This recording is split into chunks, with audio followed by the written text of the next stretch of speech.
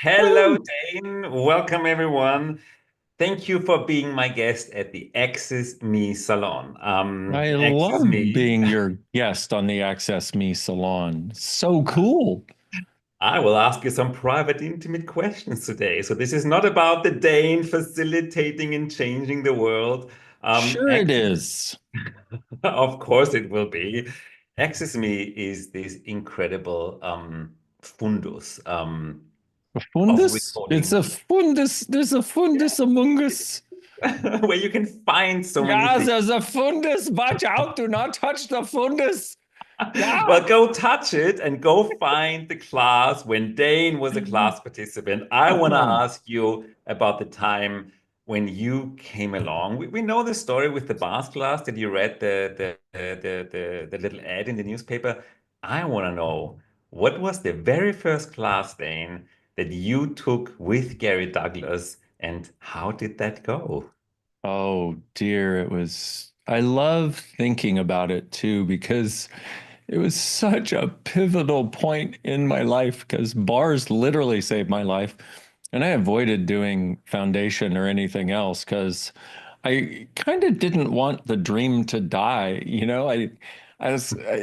have a question, how does it get any better than this? I was asking, but I was not believing. I was like, I'm good. I think I'm good. I was good getting bars every week and trading with Shannon, and it was so interesting because there was this level 2 and 3 that we now call CFP that was coming up in San Francisco, and we were living in Santa Barbara.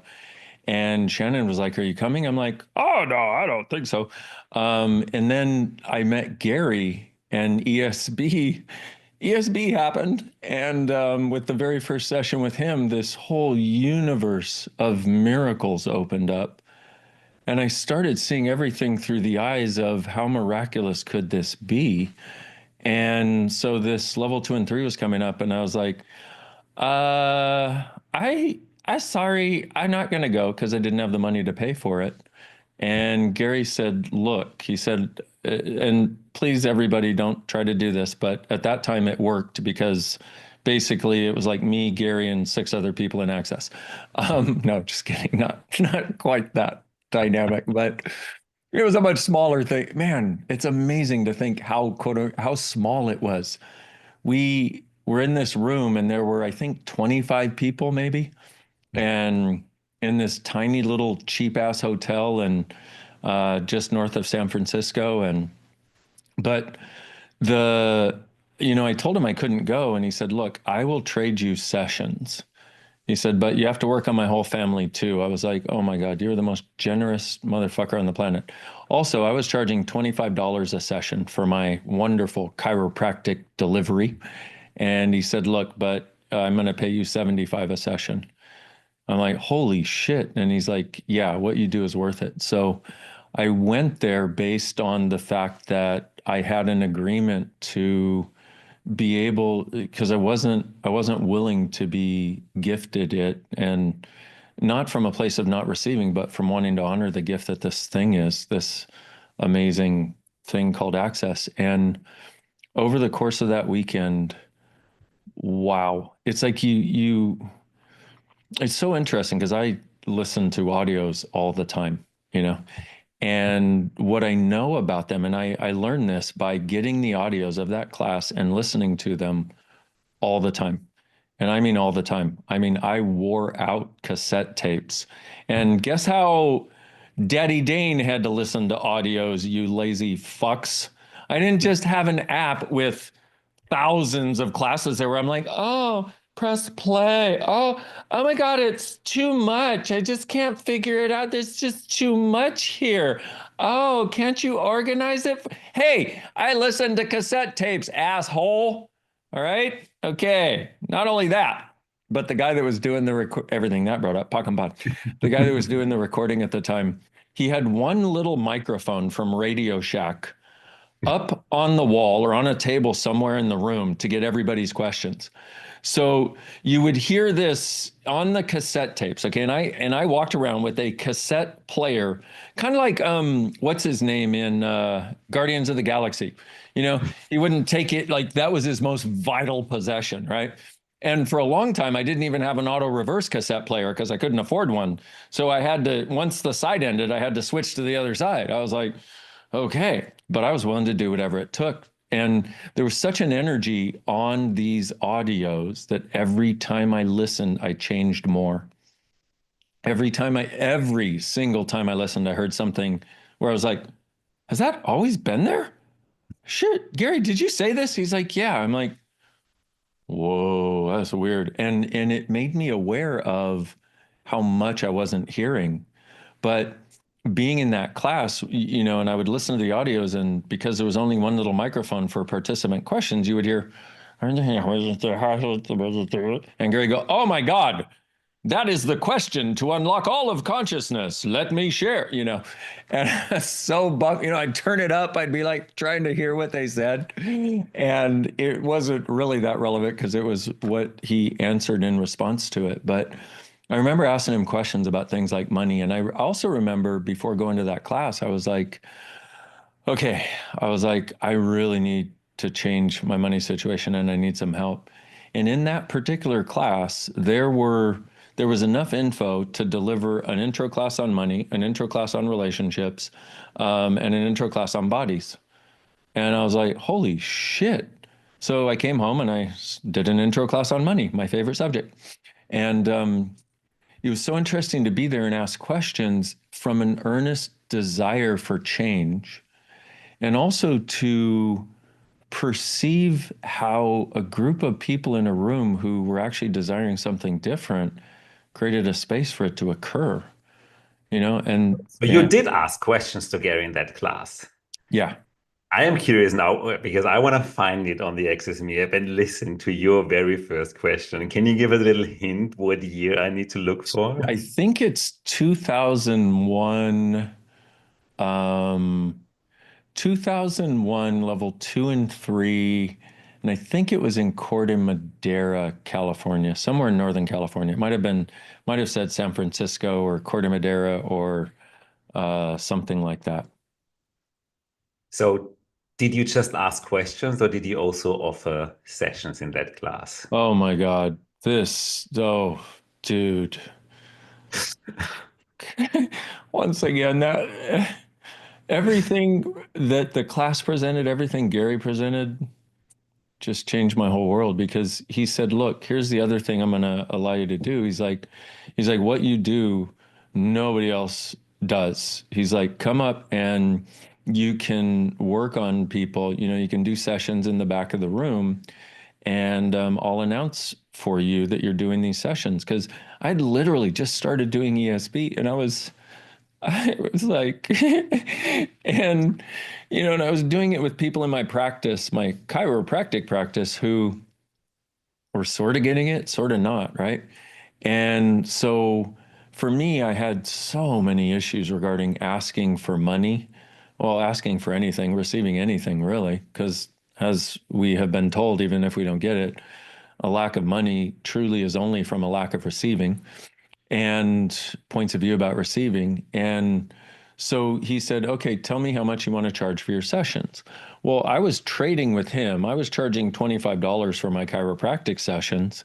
And he said, tell me how much you want to charge. And so here's the, oh my God. So here's the other interesting part is he's like, hey, you can go with us driving from Santa Barbara up to San Francisco.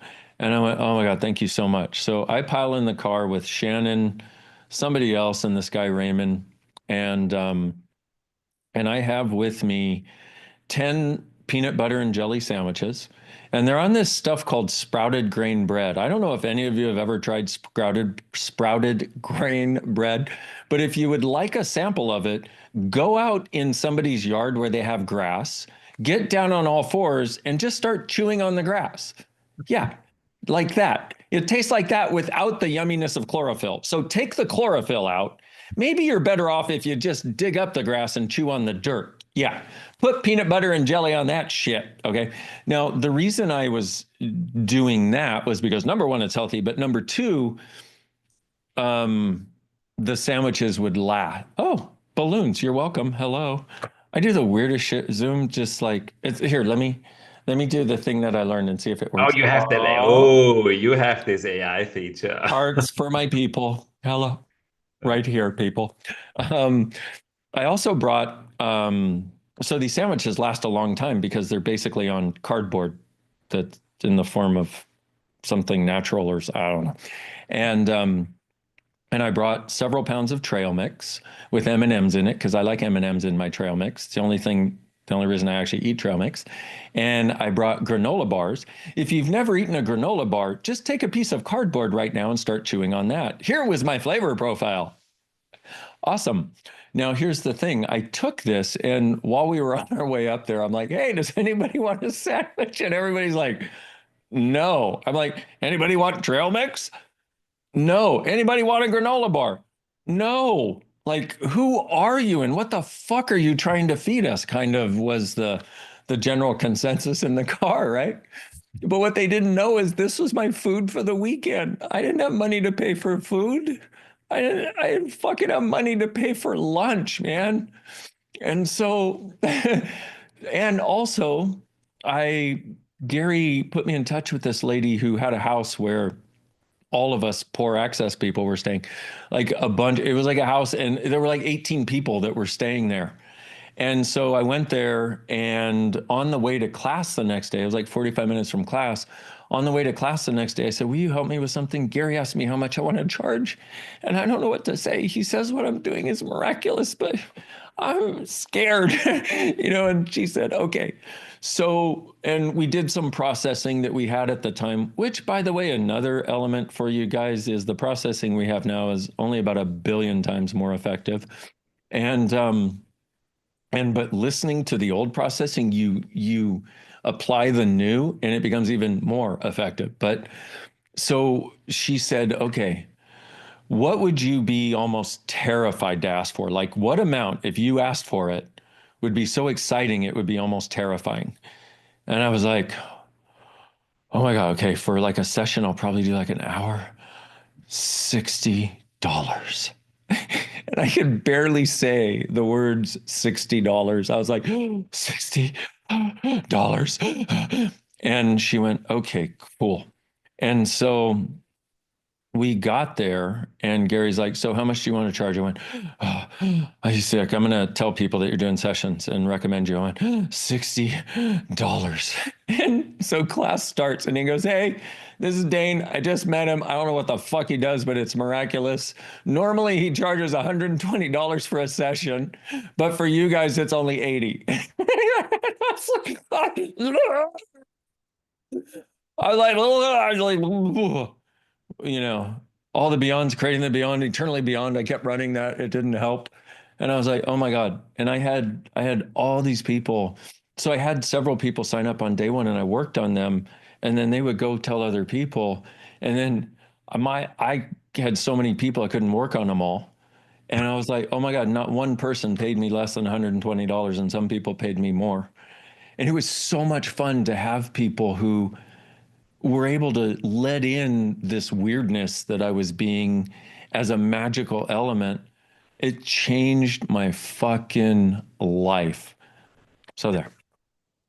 Oh, well, I want to go on the app now and listen to the class because I want to hear the Dane that is blown away by the fact that Gary just outcreated him. Dude, boy, did he outcreate me. And the other thing you're going to notice is this voice here was a lot more like this. You'll be like, is that Dain or Mickey Mouse? Who's talking at the microphone there? And it was so funny because even then, I had so much insecurity and all this stuff, but I was still at the microphone making jokes. And if you can find this audio, there's one thing that I said that was so funny, and this guy who was so literal did not get it. He's like, I think he's serious. And it was such a funny moment where I'm like, no, I can actually also be the humor that I am. And Gary laughed his ass off, and everybody laughed when this guy thought it was serious what I was saying because it was such a joke. And I was like, wow, I can actually be in a place where my humor is appreciated too. Wow. Wow, that's wonderful. I mean, we all know you stayed around Access. You're still there years or months later. You then became the co-creator. But Mm. I'm sure Gary didn't hire you to do level 2 and 3 right away. What was your first job within Access? How did your time with Access continue? Let's just say Gary's a brilliant motherfucker. He hired me to make phone calls. Okay. So here we were. And what would happen is it was a way, anyway, so he hired me to make phone calls. Guess how many phone calls I made in my entire time of being hired to make phone calls? One. I was terrified of making phone calls. To this day, I hate making phone calls, and I will very seldom make them. So if you ever try to call me or get a hold of me, I'm like, yeah, I'll probably call you back next decade. Okay. Whatever. But he knew, he just knew I had an energy that would contribute. So he hired me to make phone calls. And what would actually happen is we would get together and talk consciousness. He would come over in the morning, like I'd go do my run or whatever. And if I had sessions or whatever, and then he would come over and we would explore consciousness for hours upon hours upon hours. And most of this exploration was, will you help me, please? I'm fucked up in this area and I want to change it. And then what would happen is I'd get over it. And then 5 minutes later, I'd be like, hey, there's something else. And he'd be like, can't you just fucking be happy? I'm like, no, not as long as there's something else. If there's something else, I'm going to say there's something else. And what was interesting is a few months after he said, can't you just be happy? He's like, I need to apologize to you. He's like, every time you say there's something else, there's actually something else. And I appreciate you being willing to keep going.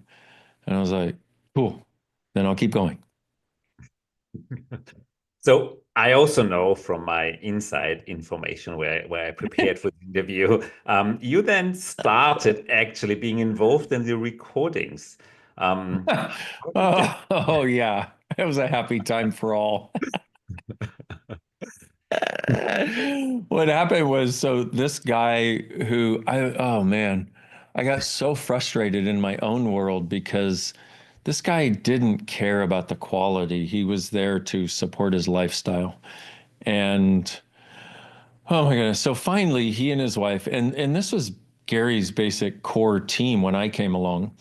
And it was this guy and his wife, and they were, wow, interesting to say the least on so many levels. I could tell stories. Um, and so eventually they left.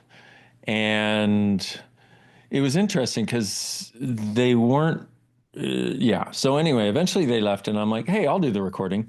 See, my point of view is I will do anything required except make a phone call. Anyway, pretty much anything except make a phone call. And so I'm like, hey, Gary, let me do the recording. So I started doing the recordings, and I was like, these cassettes are a little dated. So I found this little Sony stick recorder. And so here's the thing. So I set up, and if here's the thing about me doing the recordings, if you came in, because I would, you know how we have our tech team. If you come in early, you see them setting up and all that, and they handle this and handle that. That was me. I was the tech team. Okay. You So alone. I alone was the tech team. And the interesting part was if you came in to try to talk to me while I was setting up, I would bite your fucking head off. People literally would be like, don't talk to Dain right now. And I would be cranky for hours. I don't even know why. Obviously, it was not something that, if what's true makes you lighter, this was not true, or something. I don't know, man. And and so, but what I did was, I got this little memory stick, this Sony voice recorder that I actually found when we were traveling to Australia, and I'm like, I'm gonna try this, and it only had a little mini jack, and I had one microphone that was it was a somewhat nice, like good sort of vocal microphone. that was, you know, that you would use in a studio, but not that expensive. And somehow the way I put all the wiring together to go from this XLR, the input, the output of the microphone, through the little mixing board, which I had to have, which was tiny, and all the wires that I put together to create an input connection that would receive this, I was able to capture the entire room with one microphone up in front by Gary. The entire room. And it was awesome. Okay. And you could hear people, well, way better than you could before, at least, right? And so it was some element of conscious magic. It was not me thinking, it was, how do I plug this into this? Oh, I'm going to add this plus this and this Y connector. Oh, two Y connectors. Oh, I'm sorry, four Y connectors with I mean, dude, it looked like spaghetti, one end to the other. And after a while, Gary was like, hey, this guy came and said that he wants to do the recording. There was two things. One was this guy said he wants to come and do the recording. So he came, and he was just such a pain to work with, such a superior ass. And the funny part was he saw my contraption and went, well, this is unacceptable. We need to do something better. So he ripped it all apart, and I was never able to replicate it. So he left after a very short amount of time. And then I was left with putting microphones in the front, trying to put backstops behind them to capture the sound, like one of those, you know, like one of those pointy things where they're spying on you. And like I was trying to replicate that. So I had all these microphones and all this setup and all this equipment, and I hated it. And we were in a foundation class in Arizona one day, and Susie came to Gary and was like, hey, do you think you might want help with the audio? And Gary's like, hey, how about if we have Susie do the audio? I was like, no. Number one, I was controlling. Number two, I didn't want to lose the income because it was part of how I was supporting myself, which is very funny because every time since then where I've been willing to give it up, I always create more, make more, and it's always easier. Just a note for some of you who are holding on to some things, just a teaching access moment. So she took over, and oh my God, what a gift. It was, I mean, and she's so brilliant at figuring things out and putting things together that nobody else has. And I realized how much control I was trying to do, how much stress I was doing as a result of trying to do the control and trying to get it perfect and having it not work, you know. And she was the one who came up with the idea, what if we just hand people microphones? I'm like, oh my God, it's brilliant. Consciousness has spoken, you know, because she tried following in my footsteps of having microphones. Oh man, it was a thing, and a So really you great were thing to not let go of. fired. You were literally Peter principled to a different department. Yes, What was your next step in your my career? my well, my different department was being able to do sessions. Mhm. Gary said to me, he's like, look, what's going to create more in the world, you holding on to the recording or you doing sessions? I went, oh, sessions. He went, okay. Do you suppose that if you could do some more sessions, then the financial element that you're so worried about might not be an issue? I went, oh my God, I have been such an idiot. But it's funny, you know, you get it when you get it. When you're doing control and you have that need to control everything, you don't realize that it's actually easier to let it go because we're trying to avoid the bad outcome, which is what I was trying to do. But in that, you're assuming there's going to be a bad outcome, which keeps you from the miracle that could show up. Anyway. Well, I'm glad you followed your knowing back then, because then there came a time when Gary asked you to facilitate a core class. And since we're talking about recordings of old classes, do you remember the first class you facilitated, the first core class Shall that we is call now on it Access Me? relation fucking ship? Okay. It was, I think that was the very first class we co-facilitated. And we had the women come in one night, and over the course of the evening, we got them over their judgments of men. And it was so cool because they were like, okay, I don't hate men anymore. I would actually like one. Okay, cool. And we had the men the next night, and the men were just so, or anyway, you get the idea. We had them on separate nights, and then we had them together for 2 days. And the men were these sweet creatures who'd never been acknowledged, who just wanted a woman to care for them and somebody who liked them to have sex with. And I mean, it wasn't complicated, you know, men, women, you can understand the difference. Okay. And what was so interesting is when we got together on the weekend, the women overnight or over whatever had built up all of their shit about how wrong men were.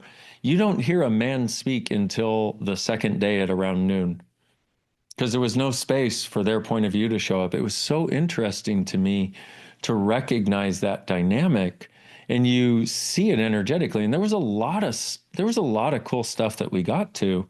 It was really helpful for a lot of people at the time, and I think still would be helpful for people, especially that sort of it's interesting when you listen to a class like that, because like a lot of people are like, no, I want today's change now, you know, I want the latest and greatest, which I understand that also. I think you should have that too, you know. But what you get is this invaluable sense of the energies that we all came from, but also within there's so many awarenesses and also things we may not even address with words anymore, of things that stick us that we can let go of simply from having our attention put on it.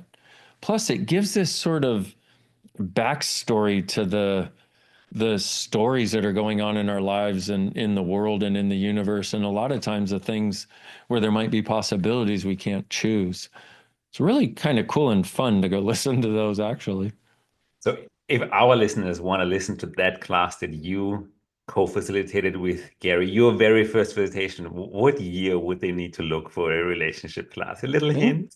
Probably 2002, maybe 2003, somewhere in that range. We started co-facilitating really quickly. And the very first facilitators that we actually did, because Simone Milasas asked Gary because she wanted to facilitate, that we put together in Houston in Curry's living room, or lounge room, as Simone likes to say. I'm calling it a lounge room now because I've heard Simone tell it. What? Whatever the fuck that is. That's some gaslighting. No, just kidding. So we put it, and Gary was there at registration, taking payments and registering people.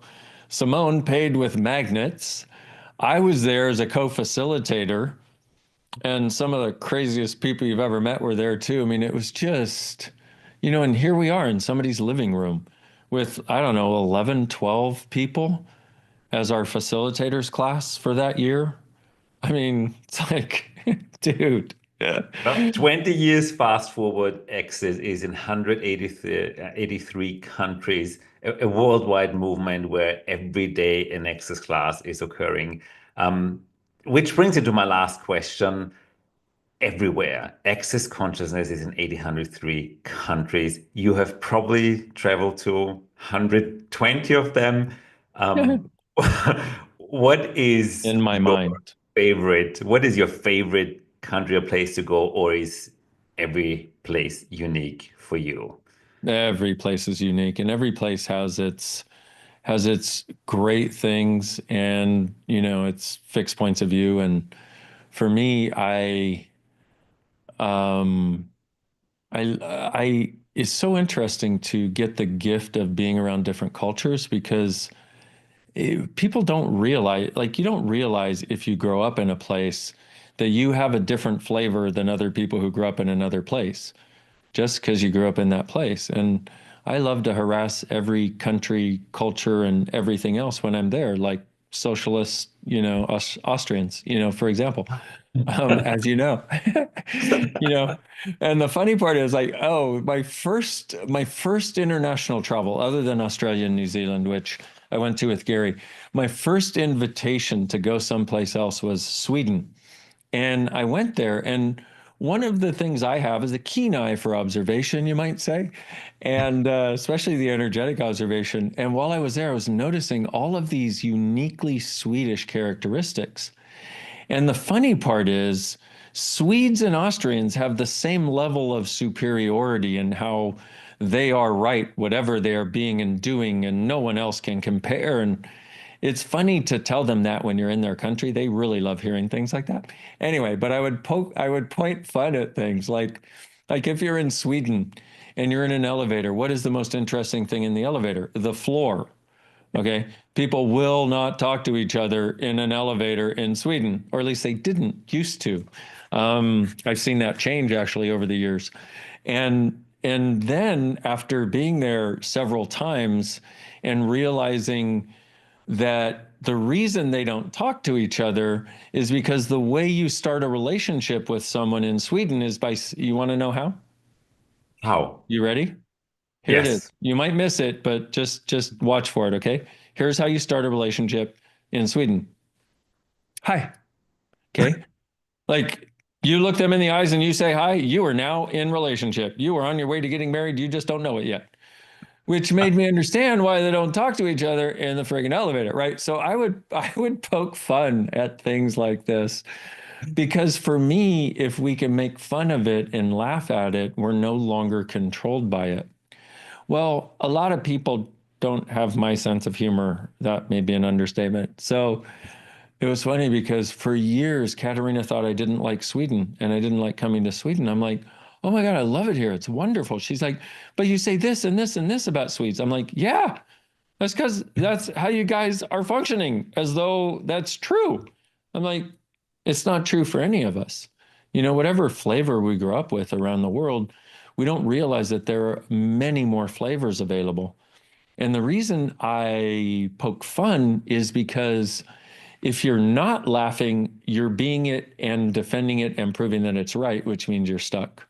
If you are laughing, it's because you recognize it and you recognize that you probably do it too, but you're no longer stuck by it because anything that we can laugh at, we can more easily let go of. So, if any one of our listeners now wants to listen to you poking the Swedish people, what class was it and what year? That's a great question. Might have been around 2005 and maybe something on bodies, like maybe like a right body for you. I don't know if we had a right body for you at that point. 2005, 2007. And about Katerina would know far better than I. She's really good at dates like that. Um, that I think maybe it was even later. well, Anyway, I will ask Katerina. I will have more facilitators on my Access Me Salon asking them about their experience, how they started Access. And one thing I know about Katerina, you might not know them. Did you actually know that she called in sick at work to attend your class? I didn't know that. That's awesome. Talk about a Swedish correct person being pulled in by consciousness and secretly calling sick to come to your class. I'm definitely Oh, going to listen to this class. Thank you so much, Dane. We know from that day on, you kept facilitating almost every weekend like a machine of consciousness, hundreds and hundreds of classes from all over the world, different cultures, different planets, different cities, and you just keep going. Thank you so much for everything you have contributed, everything you are, everything you be. And I hope there will be many, many more years to go where you will feed into the Access Me application because as soon as a class hits the 2 year period when it took place, it will be added to the Access Me app and you can listen to it. So if you have now a little bit more desire to listen to classes, find out what Dane's very first question was, listen to the very first class he facilitated, facilitator training. There is a lot to explore and there is more to come. Thank you so much, Dane, for being my guest today and thank can't wait you. to see you very soon. My pleasure.